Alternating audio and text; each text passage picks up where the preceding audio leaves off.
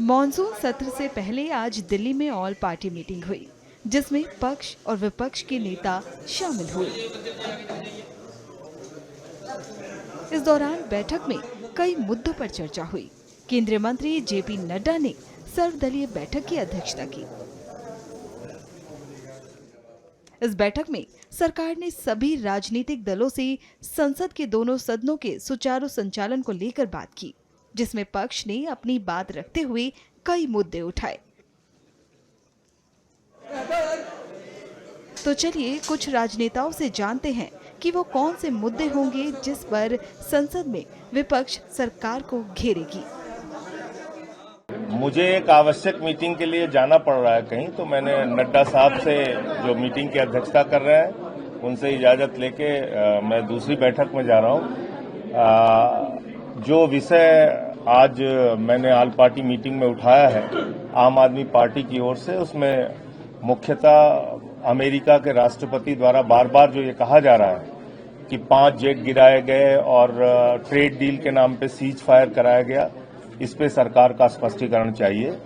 जहां झुग्गी वहां मकान का वादा करके यूपी, बिहार, पूर्वांचल के लोगों को उजाड़ा गया, बुलडोजर चलाया गया, मद्रासी कैंप पे बुलडोजर चलाया गया, वो मुद्दा मैंने उठाया ऑल पार्टी मीटिंग में कि इसको सरकार तुरंत रोके और गरीबों को उजाड़ना बंद करे। एसआईआर के नाम पे जो बहुत बड़ा फ्रॉड बिहार के अंदर चल रहा है, उसमें बिहार चुनाव का फिर कोई मतलब नहीं रह जाएगा। मृतक लोगों को जो इस दुनिया में नहीं है, उनके नाम पे फॉर्म भर दिया जा रहा है। जो फॉर्म जमा करने नहीं गए, ऐसे लाखों लोगों का फॉर्म जमा कर दिया गया है, तो एक बहुत बड़ा चुनावी घोटाला है, वो मुद्दा हमने उठाया। प्लेन क्रैश के नाम पे जिस तरह से हमारे ही पायलट को दोषी ठहराया जा रहा है कि उन्होंने फ्यूल स्विच ऑफ कर दिया, उस पर सरकार को स्पष्टीकरण देना चाहिए, ये मुद्दा उठाया। और उत्तर प्रदेश में सरकारी स्कूलों को बंद करके दलित, पिछड़े, अल्पसंख्यक समुदाय के लोगों को जिस तरह से स्कूली शिक्षा से वंचित किया जा रहा है, वो मुद्दा आज मैंने सर्वदलीय बैठक में आम आदमी पार्टी की ओर से उठाया है। और अगर सरकार की ओर से इस पर कोई जवाब नहीं आता है तो सदन में भी और सदन के बाहर भी इस पर प्रोटेस्ट करेंगे। पिछले कुछ महीनों के महत्वपूर्ण और दुर्भाग्यपूर्ण हादसों और घटनाओं के पश्चात हम इस मॉनसून सत्र में सदन के द्वारा देश को संबोधित करने का अवसर हमें मिलेगा और सरकार से अहम सवालों का जवाब सुनने को मिलेगा। और इसीलिए हमारी ये मांग है कि ऐसे कुछ विशेष विषय इस सदन में, इस सत्र में उठाए जाएंगे जिसके कारण इस बार हमारी पहले से ज्यादा उम्मीद है कि प्रधानमंत्री मोदी जी सदन के अंदर, सदन के द्वारा देश को संबोधित करेंगे। वे महत्वपूर्ण विषय हैं पहलगाम, उसमें जो चूक हुई, उसमें जो बातें आदरणीय लेफ्टिनेंट गवर्नर साहब ने कही, काफी समय बीत चुका है और सरकार को अपनी चूक के ऊपर अपनी बात रखनी होगी। युद्ध के ऊपर भी हमने अपने सेनाओं को पूरा समर्थन दिया और मुझे लगता है कि बहुत जरूरी है कि हम सदन के अंदर भारतीय सेना को एकजुट होकर हम अपना समर्थन दें, अपना धन्यवाद दें। लेकिन उसके पश्चात जो घटनाक्रम हुआ है, उसको लेकर आदरणीय प्रधानमंत्री मोदी जी को इस विषय पर प्रकाश डालना बहुत जरूरी होगा, क्योंकि जो बयान आज अमेरिका के राष्ट्रपति से आ रहे हैं, वो कहीं न कहीं भारत की गरिमा, भारत की सेना की शौर्य पर सवाल उठाता है। और अमेरिका के राष्ट्रपति के उत्तर कोई मंत्री नहीं, कोई विशेष सूत्र नहीं, कोई प्रेस रिलीज नहीं, सिर्फ भारत के प्रधानमंत्री ही दे सकते हैं।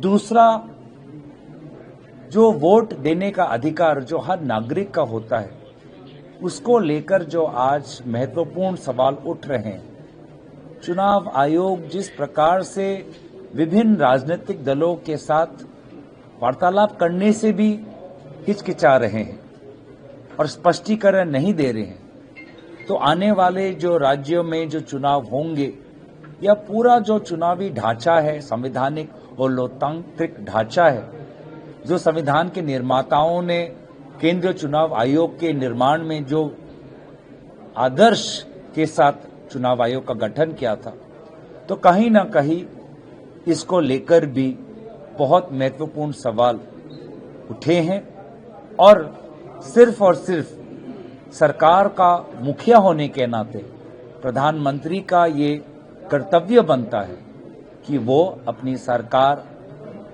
का स्थिति या सरकार का पक्ष वो सदन के अंदर रखे।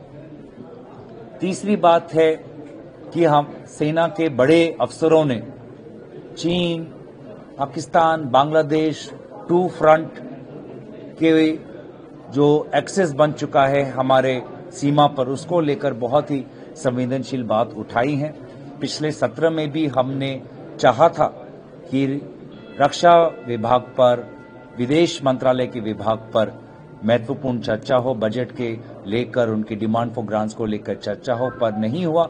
लेकिन आज जो बातें आदरणीय राहुल गांधी जी ने सदन के अंदर रखी थी टू फ्रंट के ऊपर, तो आज सेना के बड़े अफसर भी वही बातों को दोहरा रहे हैं।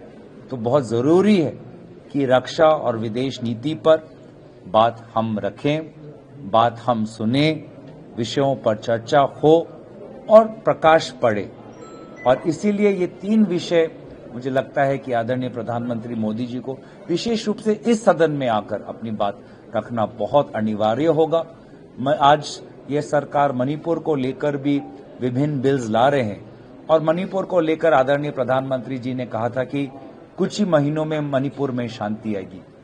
3 वर्ष, लगभग 3-2.5 वर्ष गुजर चुके हैं और शांति कहीं भी हम आते हुए नहीं देख पा रहे, तो शांति का वातावरण नहीं देख पा रहे। तो प्रधानमंत्री आज भी छोटे छोटे देशों में जाते हैं, लेकिन हमारे ही देश के एक छोटे से राज्य में जहां पर आग आज भी है, वहां पर किसी कारण से कतरा रहे हैं।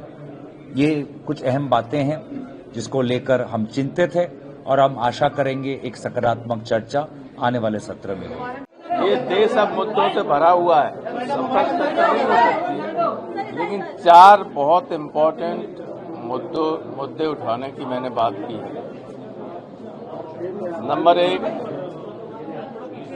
पहलगांव पर जो आतंकवादी हमला हुआ और उसमें जिस तरह से अभी लेफ्टिनेंट गवर्नर साहब ने कहा कि वो इंटेलिजेंस फेल्योर था, तो ये एक बहुत ही गंभीर मामला है और इस पर चर्चा होनी चाहिए। दूसरे, ऑपरेशन सिंदूर जब चल रहा था, उस दौरान अमेरिका के राष्ट्रपति ने ये कहा कि हमने ये बंद करवा दिया है युद्ध, इमीडिएट, इनकम्प्लीट, टोटल। तो कभी हमारी पॉलिसी ये नहीं रही कि 2 देशों के बीच में तीसरा कोई हस्तक्षेप हिंदुस्तान की नीति में करे। लेकिन अब तो कल उन्होंने ये भी कह दिया 5 जेट गिराए गए और परसों ये भी कह दिया था कि बहुत नजदीक ही हम एक ट्रेड डील करने वाले हैं इंडोनेशिया की तर्ज पर। तो ये 2 मुद्दे ये हुए। तीसरा, हिंदुस्तान की विदेश नीति पूरी तरह से फेल हो गई। विदेश नीति वो सफल होती है जिसमें हमारे मित्र देशों की संख्या बढ़े और शत्रु देशों की संख्या घटे। अब आप चारों तरफ हिंदुस्तान से लेकर दुनिया के किसी कोने में देख लीजिए, ऑपरेशन सिंदूर पर या पहलगांव की घटना पर दुनिया के किसी भी देश ने हमारा साथ नहीं दिया, किसी भी देश ने। इससे इतनी खराब हो गई। देखिए 65 में युद्ध हुआ, पाकिस्तान से युद्ध हुआ था, लेकिन कोई मुस्लिम देश हमारे खिलाफ नहीं था। 71 में हुआ, पाकिस्तान के 2 टुकड़े हो गए, लेकिन कोई भी मुस्लिम देश हमारे खिलाफ नहीं था। ये जो अटल जी के जमाने में कारगिल युद्ध हुआ, पाकिस्तान से ही था, कोई मुस्लिम देश हिंदुस्तान के खिलाफ नहीं था।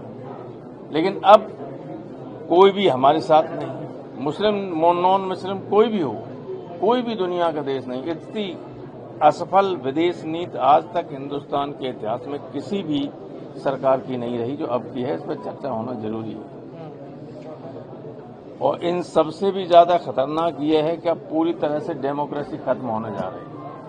जिस तरह से बिहार में SIR स्पेशल इंटेंसिव रिवीजन हो रहा है वोटर लिस्ट का, वो आप सब देख रहे हो। भारतीय संविधान के अनुच्छेद 326 में ये है कि जो 18 साल का है, हो गया है और भारत का नागरिक है, उसको वोट रजिस्टर कराने का अधिकार है।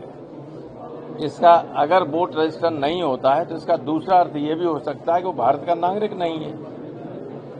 तो ये अधिकार इलेक्शन कमीशन को भी नहीं और गवर्नमेंट को भी नहीं। ये उसका अधिकार है कि अगर वो भारत का नागरिक है और 18 साल या उससे ऊपर है तो उसका वोट होना चाहिए। लेकिन बिहार में ऐसे करोड़ों लोगों के वोट नाम काटे जा रहे हैं, करोड़ों के। 4-5 करोड़ लोग तो उनके बिहार के दिल्ली से लेके अहमदाबाद, बम्बई और इस जगह है, सब यहाँ मजदूरी करते हैं। इस दिल्ली को बनाते हैं और दिल्ली वाले उन्हें बिगाड़ते हैं। उनको कुछ नहीं देंगे, वोट नहीं देने देंगे, नाम नहीं रजिस्टर करने देंगे। और यहाँ अगर रहते हैं झुग्गी झोपड़ियों में तो उसको बुलडोजर चलाते हैं। हो रहा है कि नहीं हो रहा? क्या कहा था चुनाव के वक्त बीजेपी ने यहाँ कि जिसकी यहाँ झुग्गी झोपड़ी होगी वही मकान मिलेगा। अब क्या कर रही है मुख्यमंत्री? तो ये सारी चीजें हैं जो बहुत गंभीर बातें हैं। इन पे मुझे नहीं लगता कि गवर्नमेंट कोई चर्चा कराएगी। ये हमेशा इस तरह की मीटिंग होती है चुनाव से इसके पहले, सेशन से पहले, और उस पर अमल कभी नहीं होता है। सर, पर इलेक्शन कमीशन कहता आया है कि SIR में आप लैंड रिकॉर्ड भी होंगे, वो भी चलेंगे अगर आपके पास बर्थ सर्टिफिकेट नहीं है। इलेक्शन कमीशन की कोई बात सुनता हूँ, कलेक्टर जो कहता है सो होता है। ये मैं कह के आया हूँ इलेक्शन कमीशन से। आप फॉर्म जो भरते हैं वो जिसको कलेक्टर चाहेगा वो जमा होंगे, वही फीड होंगे, और नहीं चाहेगा तो नहीं होंगे। BLO बनाता रहे। इलेक्शन कमीशन व्यवहार में इलेक्शन कमीशन का जिले पर कोई असर नहीं अब रहा है। अब कोई TN सेशन नहीं है। किसान की नुमाइंदगी तो अकाली दल, श्रोमणी अकाली दल ही करता है। तो सबसे फोरफ्रंट में हमने ये मुद्दा उठाया है, जो लैंड लूटिंग हो रही है, जो दिल्ली से निकाले हुए लीडर्स जो पंजाब के ऊपर हावी होकर पंजाब को कर्जाई कर रहे हैं और लूट कर रहे हैं। और अब ये किसानों की ज़मीन को लूट करने का एक नया केजरीवाल ने सिस्टम डाला, तो उसके खिलाफ श्रोमणी अकाली दल ने आवाज़ उठाई है। और कल से हमारे धरने शुरू हैं। हम पंजाब की 1 इंच ज़मीन भी पंजाब से बाहर इन लैंड लूटर्स को नहीं देने देंगे।